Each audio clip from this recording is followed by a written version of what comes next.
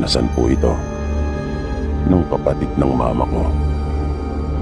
Pareho po silang ipinanganak at lumaki ni mama sa kanilang probinsya.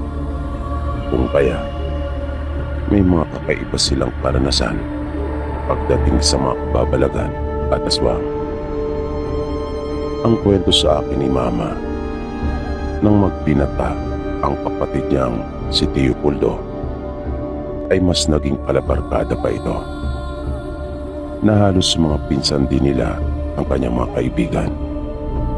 Madalas silang dumarayo ng inuman at piyestahan, kung saan-saan umano nakakarating ang mga ito. Isang gabi, habang mahimbing na silang natutulog, ay bigla na lang sila nakarinig ng mga malalakas na sigaw na humihingi ng tulong. Naramdaman ni mama na agad bumangon ang iba pa nilang kapatid, maging yung mga magulang nila, at nagsindi ng lampara. Wala pa kasi kuryente sa kanila nung mga panahong iyon, at nasa may ilaya ang bahay nila. Nang marinig ni mama na naglalabasa na sila, ay bumangon na rin siya at agad ding lumabas. Kanya silang sinundan. Maya-maya ay nakasalubong na nila ang kapatid. Kitang-kita nila ang takot sa mukha nito at humihingal pa habang nagsusumbong sa kanila. Noon lang nila nakita ang ganon si Tio Puldo. Nagmamadali silang pumasok ng bahay at doon nila ipinagpatuloy ang pag-uusap. Kwento nito sa kanila, hinabol siya ng aswang. Para daw iyong isang malaking payong na mabilis dumaraan sa ibabaw ng kanyang ulo. Kaya makailang ulit siyang dumapa sa lupa para maiwasan iyon.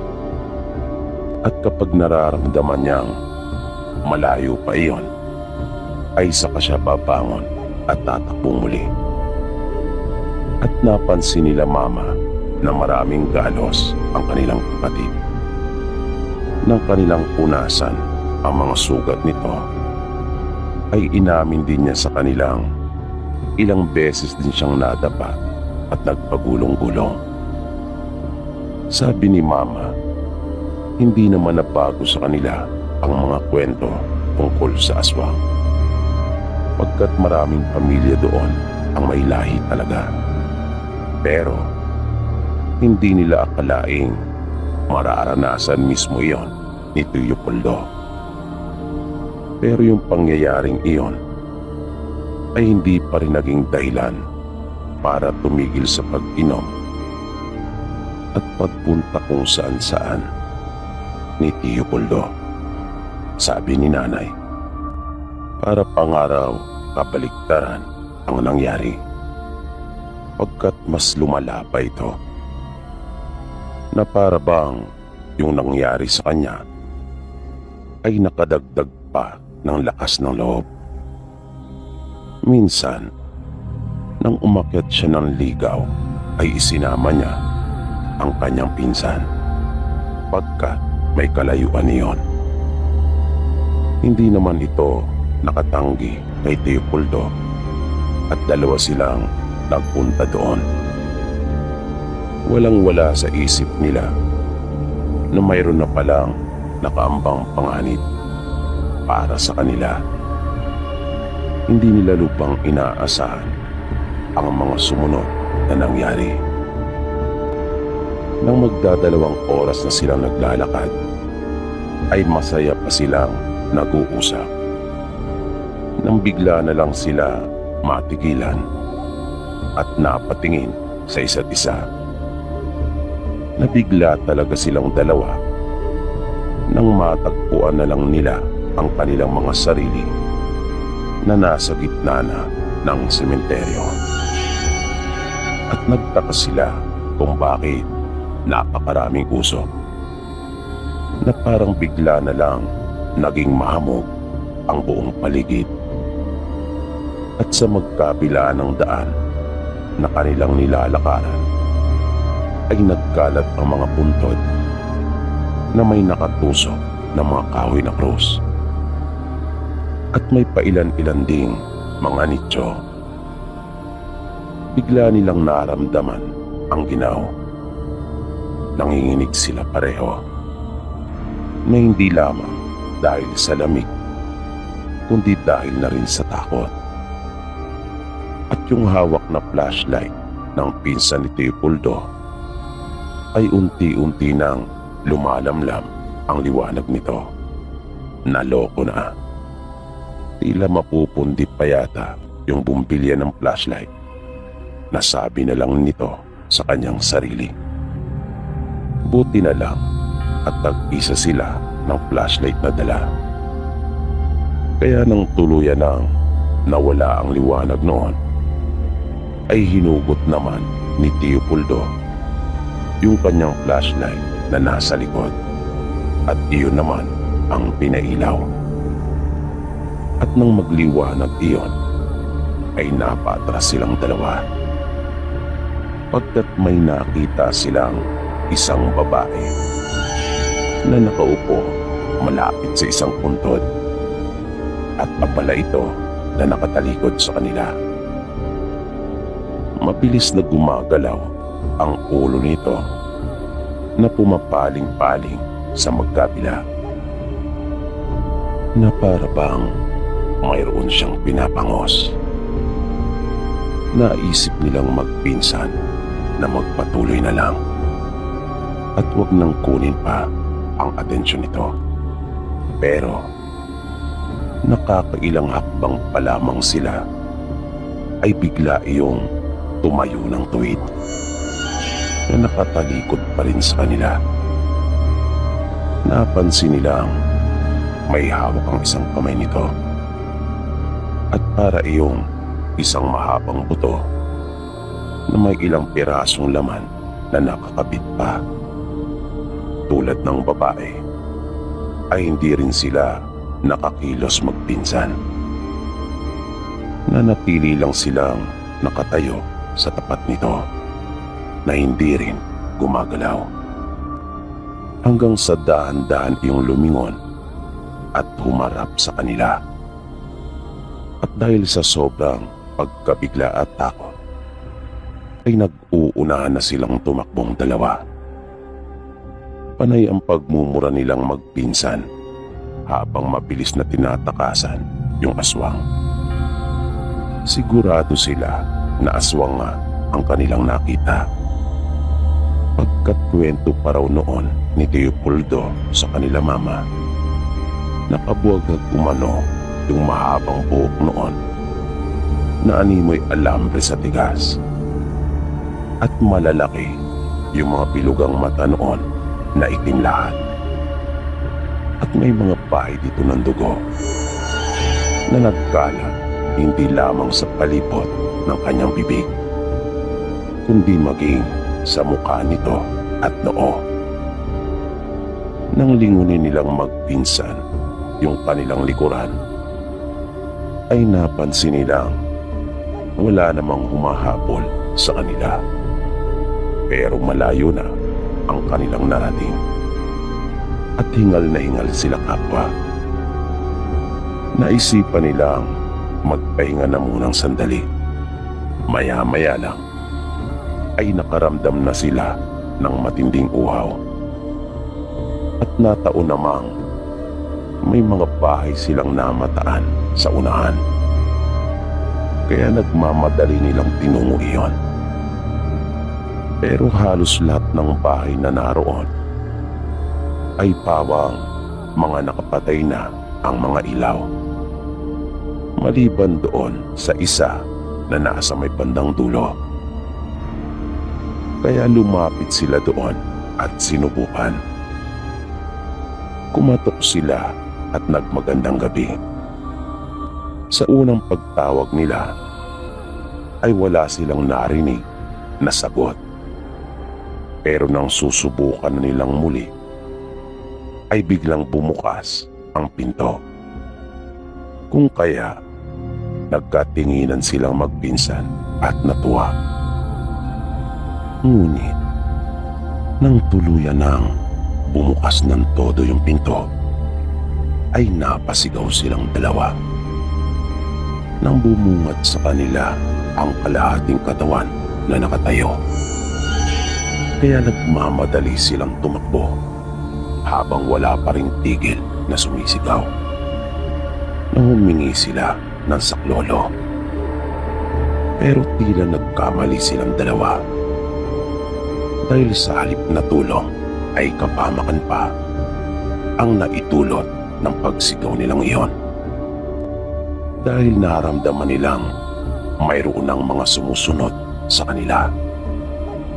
At tulad ng babae na nakita nila sa isang puntod doon sa sementeryo, ay aswang din ang mga ito. Nang lumingon sila, ay kanilang nakitang nag-uunan din ang mga ito sa paghabol sa kanilang magpinsan na akala mo ay mga mag-aani dahil sa kanilang mga kasuotan. May mga naaninagan pa silang mga nasa bubungan at nagsitalunan para humapol din sa kanila. Kaya mas binilisan pa nila ang pagtakbo dahil sigurado silang di na sila pareho sisikatan ng araw sa oras na maabutan sila ng mga ito. Hindi sila tumigil at nagtaka din silang magpinsan kung paano nila nagawang tumakbo ng napakatagal.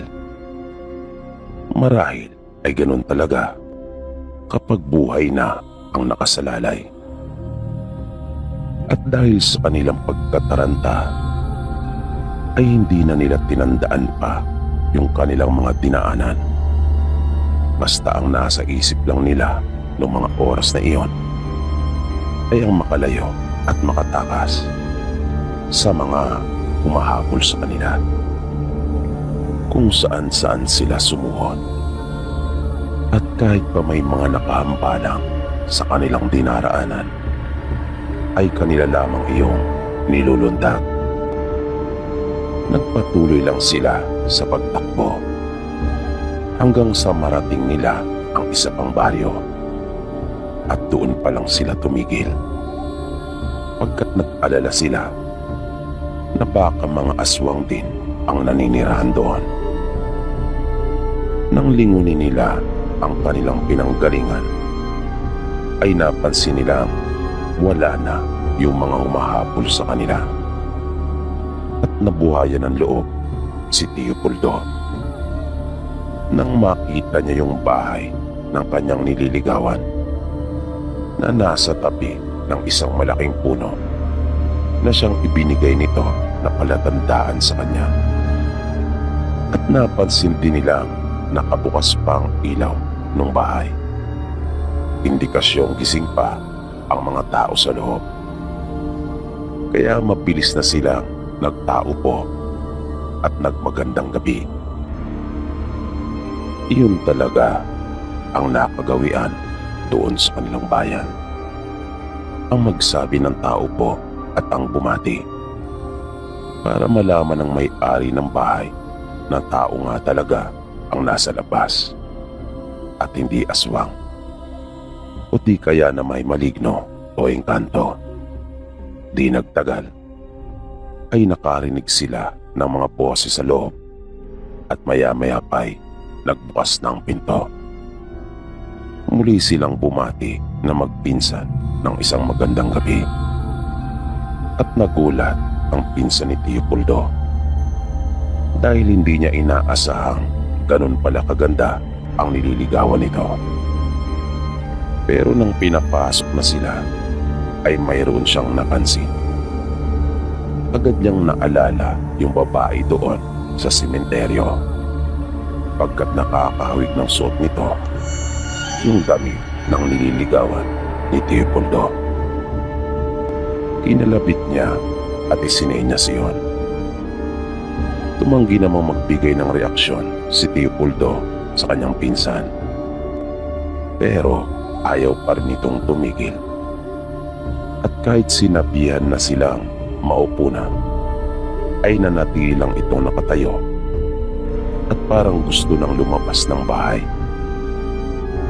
Pinulungan ni Teopoldo ang kanyang pinsan at sinabihan ito na baka nagkataon lang na pareho ang kanilang kasuotan.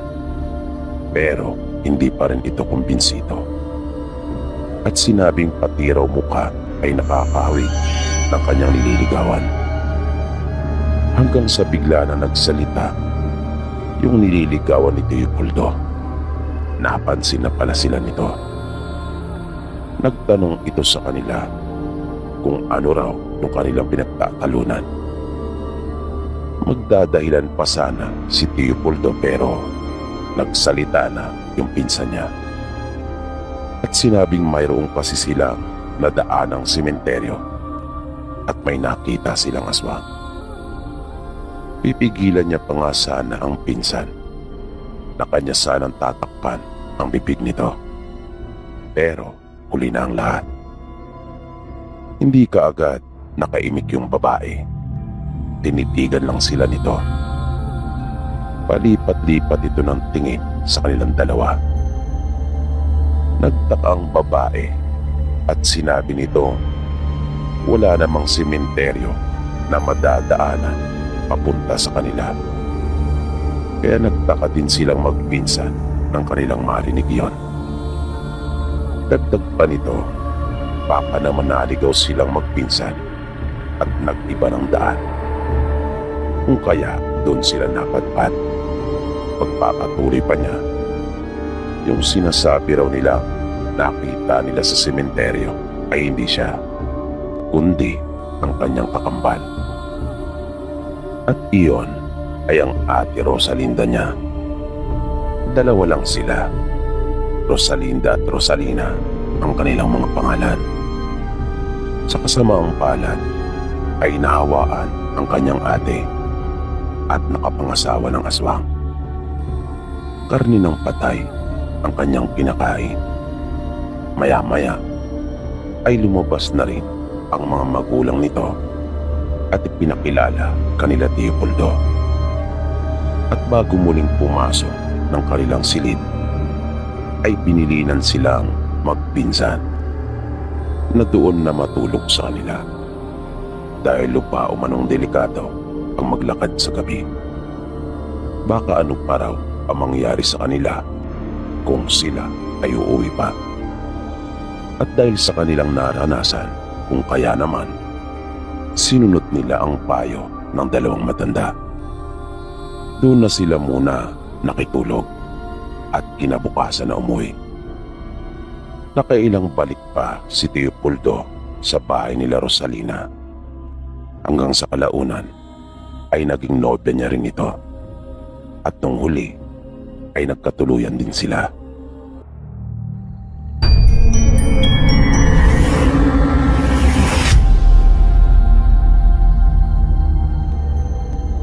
Ito po ay tungkol sa mga naging karanasan ng kapatid po ng tatay ko. Bunsong kapatid nila tatay. Buong buhay po niya ay ginugol niya sa probinsya. Hindi katulad nila tatay na nang magtinata ay lumuwas ng Maynila at dito naghanap buhay hanggang sa makapag-asawa.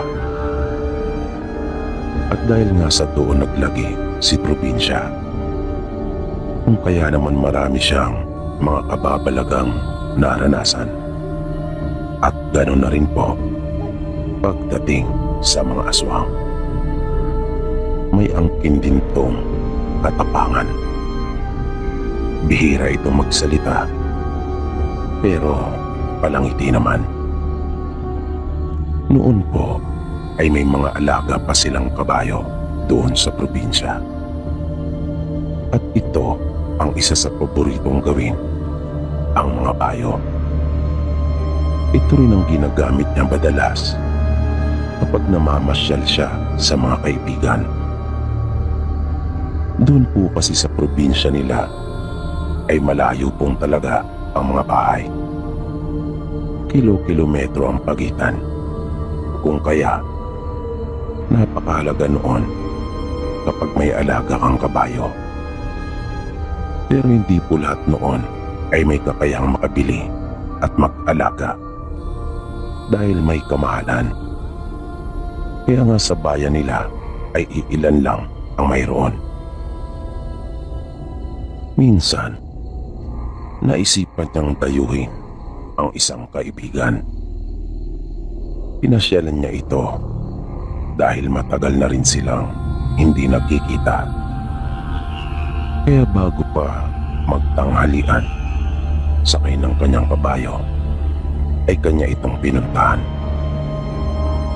Nang dumating siya sa bahay nito, ay nataon naman na namumulod yung kaibigan niya. Yung pamumulod sa kanilang probinsya ay yung pangunguha po ng mga kahoy na gagamitin sa paggawa ng bahay o di kaya ay tapahan kung saan pinapausukan yung kopra. Ang edad nga po pala niya nung mga panahong ito ay 18 anyos na. Nang malaman niya sa kapatid nito na naroon ng kanyang kaibigan sa gubat malapit sa bahay nila, ay kanya itong pinuntahan. Malayo pa siya ay kanya na itong sinisigawan.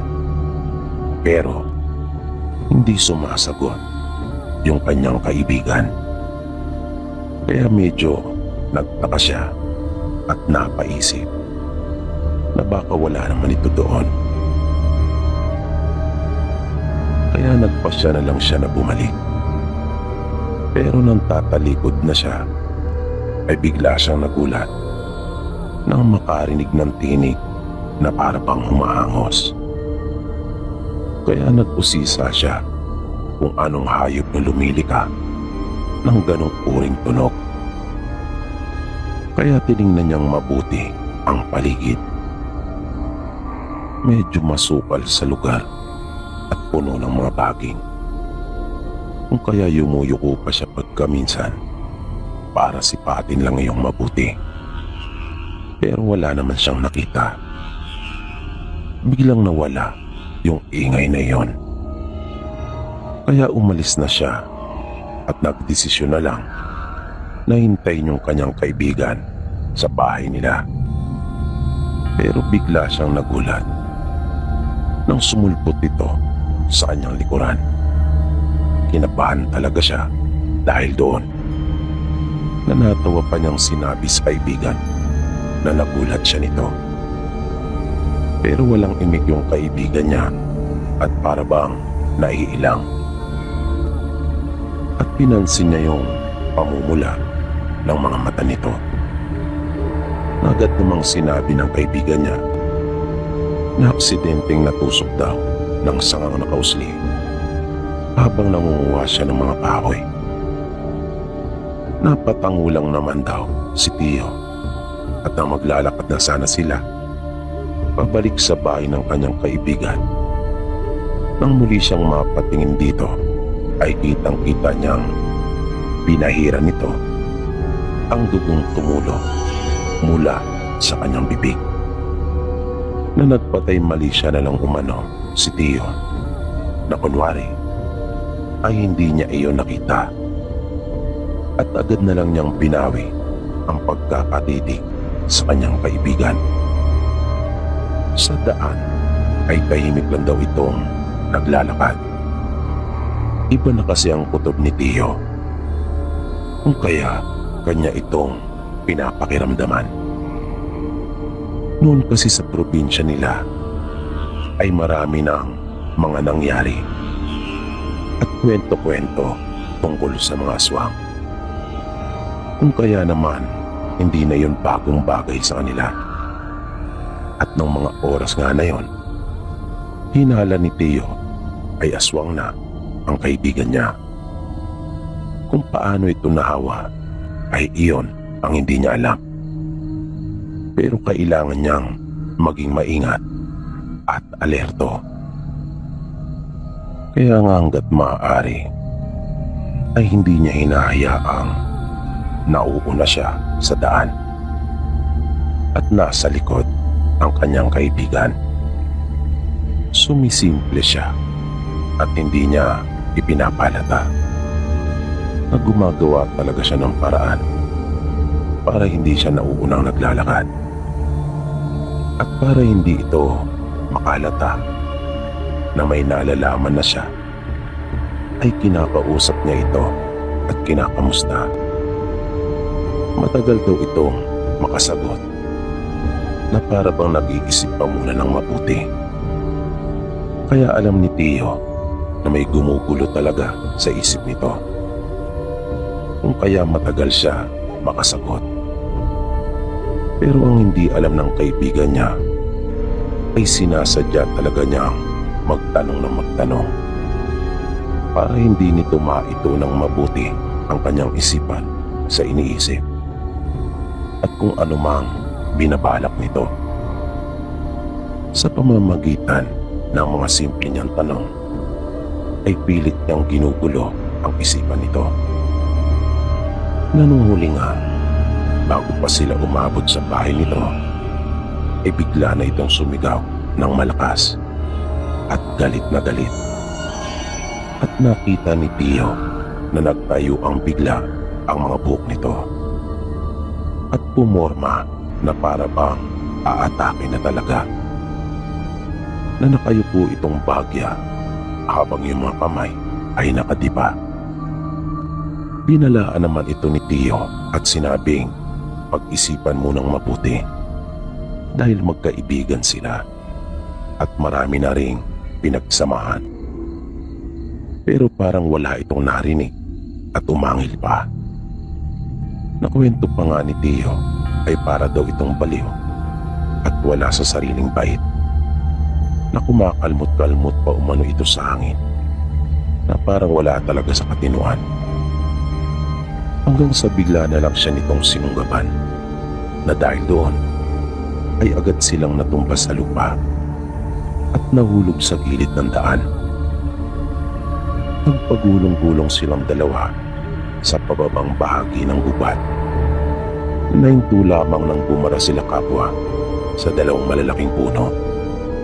Naramdaman kaagad ni Tio yung hapdi ng mga sugat niya, bunga ng kanilang pagkakahulog at pagtama sa mga halaman. Pati nga mukha niya ay naramdaman niyang mayroon ding gasgas, pero nagawa pa niyang makatayo habang yung kaibigan niya ay nanatiling nakasalampak pa rin sa puno at hawak-hawak ang kanyang tiyan. Sabi ni Tio Roman, napilitan na raw siyang gawin iyon dahil malalagay na sa panganib ang kanyang buhay, na walang kamalay-malay ang kaibigan niya na kanya nang binubuksan ng dahan-dahan ang balisong habang pinapakiusapan niya ito. Pero alam naman niyang mabubuhay pa ito, pagkat alam nilang lahat na may kakayahan ng mga aswang na pagalingin ang kanilang mga sarili. Mabilis silang maghilom kesa sa mga karaniwang tao. At kaya pala hindi ito makaalis sa paanan ng puno ay dahil natusok din pala ito ng ugat noon na nakausli. Nasabi pa ni Tio, tila nagkatotoo yung ginawang pagsisinungaling nito, na aksidente raw natusok ang kanyang mga mata ng sangang nakausli, kung kaya namula. Sa pagkakataong iyon naman ay totoo nang natusok ng ugat, kung kaya hindi niya magawang makalis doon. Iniwan niya ang kaibigan at sinabihan na huwag nang uulitin ang ginawa sa kanya dahil sa susunod na gawin niya iyon at pagtangka ang muli ang buhay niya, dahil sisiguraduhin na niyang matitigpas ito. Pero bago tuluyang umalis si Tio ay sinabihan nito ang kapatid ng kanyang kaibigan at itinuro pa niya dito kung saan naroon. Nasabi pa niya sa kapatid nito, tulungan mo yung kuya mong aswang. Andon at hindi makaalis. Na nakita niyang bigla itong nagalit at tinitigan siya nito ng masama. At nakita rin niyang bagyang umangat ang buhok nito. Na bigla namang kinabahan si Tio dahil naisip niyang baka aswang na ang buong pamilya nila. At lubang delikado kung magtatagal pa siya doon. Baka dumating pa ang iba nilang mga kaanak. Kaya mabilis nang kinuha ni Tio ang kabayo sa kanyang pinagpalian at pinatakbo niya ito pabalik sa kanila. Mula noon ay hindi na niya binisitang muli ang kaibigan. Pero tila hindi naman ito matahimik at gusto talagang gumanti sa kanya. Na binaliwala nito ang kanyang babala. Pagkat ito naman mismo ang bumisita sa kanya. Nasabi pa ni Tio, muntik na siyang madali nito. Buti na nga lang raw at maasahan talaga yung kabayo niya pati yung kanyang kargada. Nangyari ito nang tambangan siya ng kanyang kaibigan. Galing siya noon sa bahay ng lolo nila. Nagumpisa daw yon nang mapansin niyang tila ayaw dumiretso ng kabayo niya. Na sa halip pasulong ay pilit pa itong umaatras. Kaya kinutuban na siya ng hindi maganda. Pero hindi niya akalaing ang kaibigan pala niya ang tumambang sa kanya. Ang buong akala niya kasi ay papalampasin na nito at tatanggapin ang pagkakamali. Pero tila si Tio ang nagkamali dahil nagtanim pala ito ng matinding galit sa kanya at gustong gusto siya nitong mabawian. Na tinambangan nga siya nito at ayaw talaga magpatuloy ng kabayo. Kaya sinindihan niya ang buhok nito sa may bandang batok. Yun daw ang pangontra doon. Nalaman niya ang tungkol doon sa turo na rin ng kanilang lolo. At nang maamoy ng kabayo at aswang yung amoy ng nasusunog na buhok nito, ay bigla na itong tumakbo ng napakatulin. Na dahil sa pagkakaamoy ng aswang sa nasunog na buhok, ay nakawala naman ang kabayo sa kapangyarihan nito. Pero hindi pa rin siya tinantanan ng kanyang kaibigan. Naririnig niyang humuhuni pa ito habang siya ay patuloy na sinusundan. Hanggang sa may bigla siyang narinig na lumipad sa may gawilang niyang likuran. At nang mapatingala siya, ay kanyang nakita ang tila ba isang malapad na kumot pero kulay itim na nasa kanyang itaas. Kaya mas pinabilis pa niya yung pagpapatakbo sa kanyang alaga. Naramdaman niyang umahapdi na yung kanyang puwetan dahil sa pagkakagasgas sa makapal na sakong tela na siyang gamit niyang sapin noong mga oras na yon. Pero hindi pa rin siya tumigil. Nang nasa itas na siya ng bundok, ay medyo nakahinga na siya ng maluwag. Dahil sa ibaba lang noon ay bahay na nila. Kaya humawak siya sa buntot ng kabayo at pinapulusok na iyon pababa. Pero nagulat na lang siya nang may maramdamang malakas na pwersang tumama sa kanyang likuran. Na mabilis pa iyong pinasundan sa may gawin naman niyang tagiliran na napakabilis ng mga pangyayari. Kung kaya, hindi na niya talaga iyon naiwasan pa. At namalaya na lang niya ang kanyang sarili na nakahiga na sa lupa. Mabilis niyang dinukot ang baril na kinuha niya sa bahay ng lolo nila. Idinuldul niya ang dulo ng baril noon sa lupa at agad na pinaputok. sa animoy malapad na tela na yon. Nasusugod na naman sana sa kanya. Umalingaw ang dalawang magkasunod na putok. At nakita niyang parang saranggola na nawala ng balanse at umentang sa gilid ng bundok yung nilalang. At dala ng kanyang matinding galit ay mabilis niya yung nilapitan at tinanap. Nakita niya doon ang isang taong nakadapa na umaalingasaw pa ang mabahong amoy. Maya-maya ay bigla itong nagangat ng ulo. At doon na nga niya nakilala na yung kaibigan pala niya ito. Nakinakitaan pa nga niya ito ng matinding galit.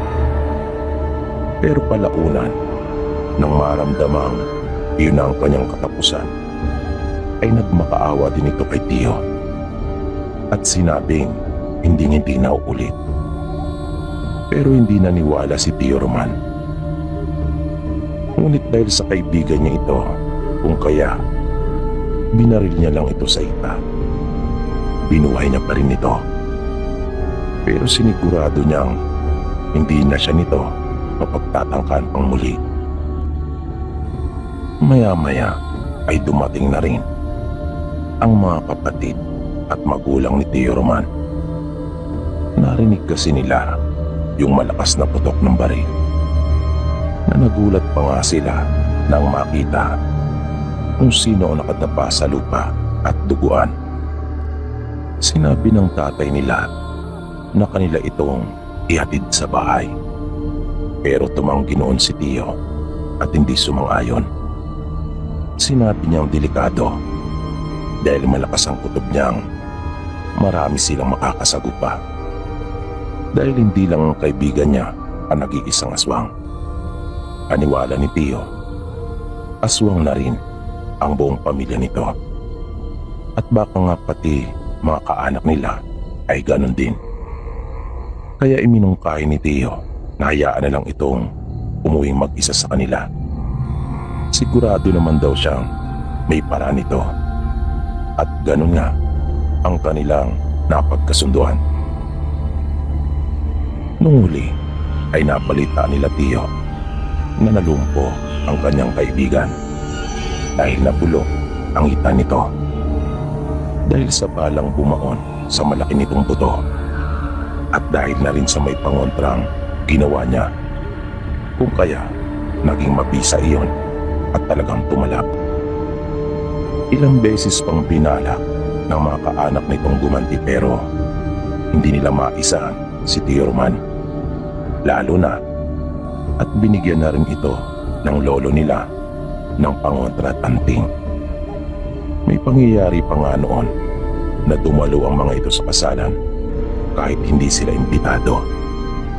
At binalak pa na lasunin si Tio, pero natunugan niya kaagad at hindi sila nagtagumpay. Nasabi pa ng mga pinsan kong nakasaksi ng gulong iyon, nabasag yung basong may lason nang sumayad iyon sa palad ni Tio, na dahil doon ay muntik talagang magkatagaan. Buti na nga lang at marami ang mga tanod na naroon at may mga pulis. Dahil pulis ang napangasawa ng pamangkin.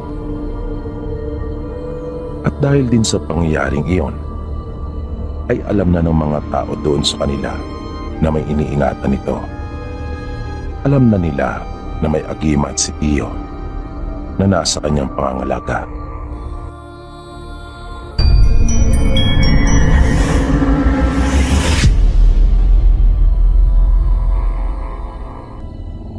Marami pong kababalagang nangyari noon sa probinsya namin, partikular na sa lugar namin mismo. At yan po ang dahilan kung bakit ako sumulat sa inyo, para ibahagi rin yung mga naging karanasan ng mga tao doon sa amin. Maraming mga naganap doon sa lugar namin noon, pero hayaan nyo magkwento lang muna ako ng isa. Ito yung nangyari sa amin na pinaka natatandaan ko Magdadalaga pa lang ako noon nang mangyari ito. Bali nagpunta kami noon sa kabilang bayan. Doon sa makamag-anak namin. Nayaya kasi kami dahil sa 7 taong kaarawan ng anak ng tiyahin namin. Bali kapatid siya ni tatay. Maaga kaming umalis ng bahay noon pagkat malayo pa ang aming lalakarin. Nasa bundok kasi ang bahay nila, kung kaya wala talagang ibang paraan para marating yon kundi ang maglakad. Nang dumating kami doon ay magtatanghali na rin at nakaluto na sila. Naabutan pa nga namin yung iba na kumakain na. May mga bisita na rin kasing naroon. Kaya niyaya na rin nila kaming kumain pero nagpahinga na muna kami. Nang kumakain na kami ay biglang nagkahulan yung mga alaga nilang aso. Dahilan para matawag ang aming mga atensyon. Ang buong akala kasi namin ay may mga bisita silang dumating. Pero nang mapatingin kami sa kinakahulan ng mga aso, ay nakita namin ang ilang tao na makikiraan lang pala. Marami silang mga dala at pasan. Ilan na dito ay yung mga naglalaki ang awa na parang noon lang yata ako nakakita ng ganun kalaki. Napasilip pa nga ako noon sa ginamit na kawa ng tiyahin namin sa handaan nila. At parang nanliit yung kawa nila sa pasa ng mga taong nagdaan. Ang akala ko, kakilala sila ng mga kamag-anak namin doon. Pero dire-diretso lang ang mga ito. At doon kasi sa probinsya namin ay magigilid at mababait talaga ang mga tao. Na kapag daraan ka sa bahay ng iba, ay babati ka at magsasabi na para bang nagpapaalam ka na rin. Kaya medyo iba na kaagad ang naging pakiramdam ko sa mga taong dumaan. Kahit nga yung ibang mga tao na naroon ay napapatanong kung sino raw yung mga dumaan na iyon. Na wala namang maisagot yung mga kamag-anak namin maliban sa hindi namin alam at ngayon lang namin sila nakita. Nagpatuloy kami sa pagkain at pagkatapos yung mga kalalakihan tulad ng nakagawian ay nagsimula ng mag-umpukan para naman mag-inuman. Kami naman nila nanay ay pumasok sa loob ng bahay at doon nakipagkwentuhan sa mga kamag-anak namin. Nawili kami sa pakikipagkwentuhan sa kanila. Bibihira lang rin kasi kaming magkita-kita habang sila tatay naman at kuya ay nalibang na rin sa pakikipag-inuman sa labas. Kaya ang siste, niyaya na lang nila kami na doon matulog at sa kinabukasan na umuwi. At wala na kaming nagawa pa kundi ang pagbigyan sila. Dahil hindi na rin naman talaga papayag pa ang mga ito na kami ay umuwi pa. Nang isa-isa nang nag-uuwian ng mga tao, ay tumulong na rin kami ng mga kapatid kong babae sa pagliligpit. Habang sila tatay naman ay tuloy pa rin ang kanilang pakikipag-inuman. Hanggang sa magpaalam na rin yung mga natirang bisita makaraan ng ilang oras. Kami naman ay nasa kwarto na noon at kasama yung mga pinsan naming babae. Nang mga mag-aalas 8 na ng gabi ay narinig naming panay ang pag-alulong ng mga alaga nilang aso. Bagay na ikinagulat din ng mga kamag-anak namin. Dahil noon lang daw umalulong ang mga iyon at naging maligalig. Pero hindi naman nila iyon masyadong binigyan ng pansin. Dahil ang sabi nga ng tiyahe namin, baka may nakikita lang na maligno o engkanto. Dahil malapit sa bahay nila yung pinaniniwala ang daanan ng mga ito. Lumipas pa ang ilang oras at naririnig pa naming nagkakasayahan noon sila tatay. Hanggang sa bigla na lang nagkagulo. Ang buong akala ko talaga noon ay nagkaroon ng di pagkakaunawaan sa kanilang mga nagiinuman at sila ang nag-away.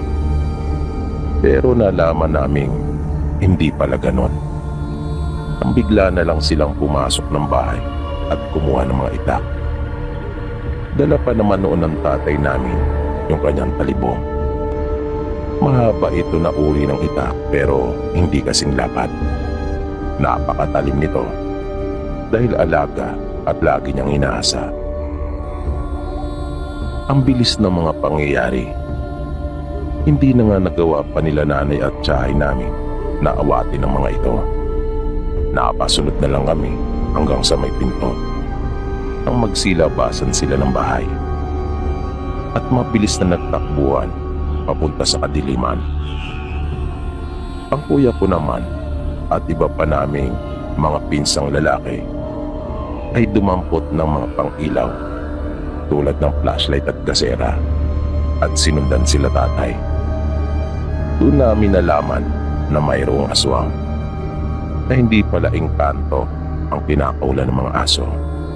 Hindi rin maligno ang dahilan ng kanilang ginawang mga pag-alulong, kundi mga aswang na nakakabahala talaga. Dahil iyon mismo ang banggit ng kuya ko, mga aswang. At ang hindi namin alam, mahina pala at may sakit sa puso ang kapatid ni tatay.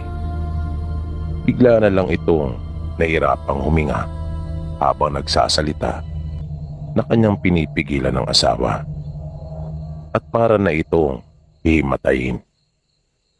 Kaya inutusan kaagad kami ni nanay na kumuha ng tubig at white flower. Yung isang kapatid kong babae ay dumiretso sa kwarto kung nasaan ang bag ni nanay para kunin yung sinasabi nitong white flower.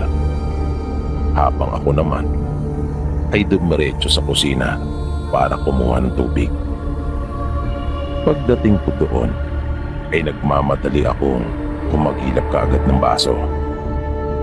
At nang akin na iyong sasalina ng tubig ay bigla talaga akong nagulat nang may isang lalaking biglang nagbukas ng pinto doon. At nang bumukas iyon ay mayroon pa itong isang kasama.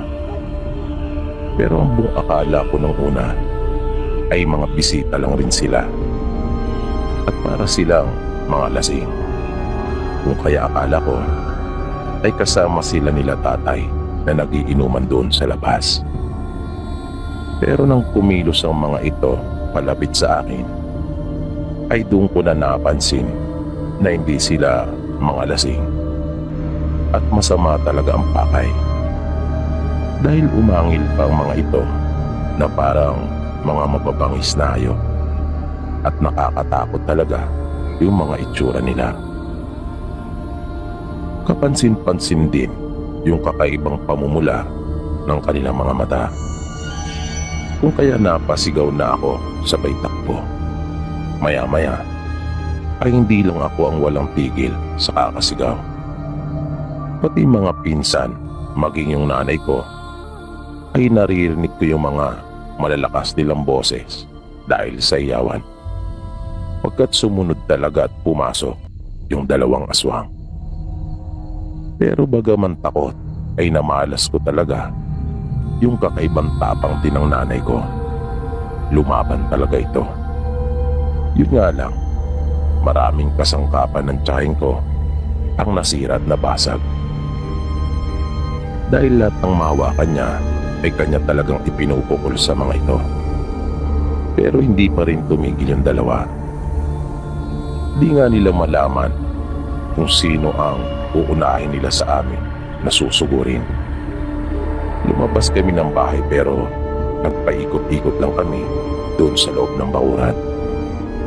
At nang sunggaban ng isa yung tiyahin namin tuluyan ang nahimatay, ay pinagtulong-tulungan naman namin ito. Natatandaan ko pa ngang tanging tsinelas lang yung hawak ko noong mga oras na iyon na siyang ginamit kong pamalo. Na nalaman kong ganun pala yon, na kahit matinding takot ang nararamdaman mo kapag nakita mo yung mga mahal mo sa buhay na nasa peligro, ay hindi ka lang basta makakatingin. Nagagawin mo talaga ang lahat ng paraan at sa abot ng iyong makakaya upang makatulong.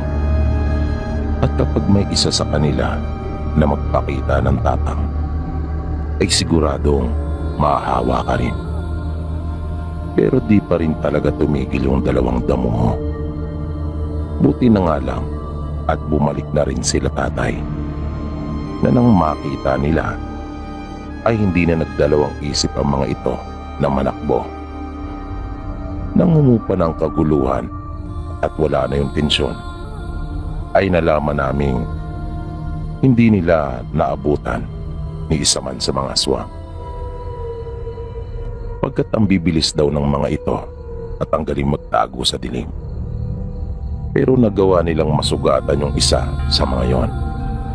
Pero alam nila tatay na baliwala lang ang tinamo noong sugat dahil nga sa mga kakayahan nila.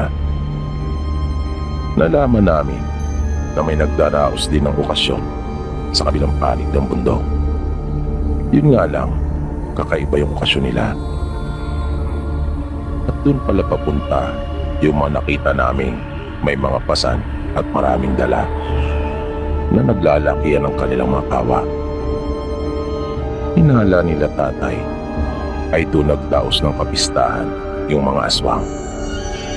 At kapag nagdaraos kasi ang mga ito, ay pumipili sila ng kanilang mga kaanak o di kaya'y kaanib na siyang mag-aalay. Kumbaga, may toka ang mga ito na sila ay tinatakdaan. At ang masama ay tila kami pa yata ang napagdiskitang puntahan para kunan ng kanilang iaalay. Minsan na kasing nabalitaan ni tatay yung ginagawang selebrasyon na iyon ng mga aswang. Kung kaya ay nalalaman siya tungkol sa mga bagay na to. Pero paliwanag niya, noon pa lang yata nagdaos ang mga aswang ng pista doon sa aming lugar. Na ang ibig sabihin ay dumayo pa pala ang mga ito. Na ang iba pa nga ay mga tawid dagat pa. Sa makatuwid ay mga nagbarko pa sila makarating lang at makadalo sa kanilang pista. Buong magdamag na hindi natulog sila tatay. 10 ng mga kalalaki ang naroon noong pagkakataon na yon. Nag-alala kasi sila na baka muling sumugod ang mga aswang at magdala pa ng marami nilang kasama. Ang bayaw naman ni tatay kasama ang 2 nitong anak na binata ay pinuntahan ang kanilang mga kamag-anak at humingi ng dagdag na suporta. Kaya animoy nagkaroon muli ng handaan sa bahay nila. Nang muling magkarami ang mga tao, buti na nga lang rin at marami pa silang natirang handa. Kung kaya, iyon ang ipinakain nila tiya sa mga nagbabantay. Awa naman ng Diyos ay lumipas ang magdamag na wala namang nangyaring masama sa amin. Kaya kinabukasan ay nakauwi kami ng payapa sa bahay. Pero makalipas ang 2 araw ay napalitaan na lang namin na namatay ang isa kong pinsan. At hinala nila ay aswang ang may gawa, na kahit wala namang nabakas na kahit ano sa katawan nito, na maaaring magturo sa aswang. Ay wala rin naman kasi itong naging sakit o ano paman. Basta dumaing lang raw ito ng mga alanganing oras na sumasakit ang kanyang tiyan. At pagkatapos ng mga madaling araw, nang muli itong punta ng kanilang ina para kamustahin kung ano na ang kanyang pakiramdam, ay doon na nila nalamang patay na ito. Malakas ang hinala nila na may kaugnayan ang pagkamatay ng pinsang ko sa nangyaring gulo noong may handaan sa kanila. Yun nga lang, wala naman silang maaaring habulin. Ni isa ay wala naman silang maaaring maituro o di kay mapaghinala ang tao. At dahil nga sa nangyaring iyon, ay napilitan talagang umalis ng bahay nila ang mag-anak ng kapatid ni tatay. Pagkalibing na pagkalibing ng kanilang anak ay lumipat na sila. Sabi kasi ng mga tao doon sa kanila, maaaring itinuloy pa rin ng aswang yung balak niya, na baka hindi ito tinigilan tungkol sa itinoka sa kanya, kung kaya namatay ang kanilang anak. Kaya nanganganib din sila tiya na baka sila naman ang isunod. Yun din ang ipinayo sa kanila ni tatay, ang lumipat na lang, dahil lupang delikado at mahirap pag ganong hindi mo alam kung sino ang iyong kalaban. Mahirap makipaglaban sa isang kalaban na hindi mo naman nakikita at palihim kung umatake ng mga traidor at hindi marunong lumaban ng parehas.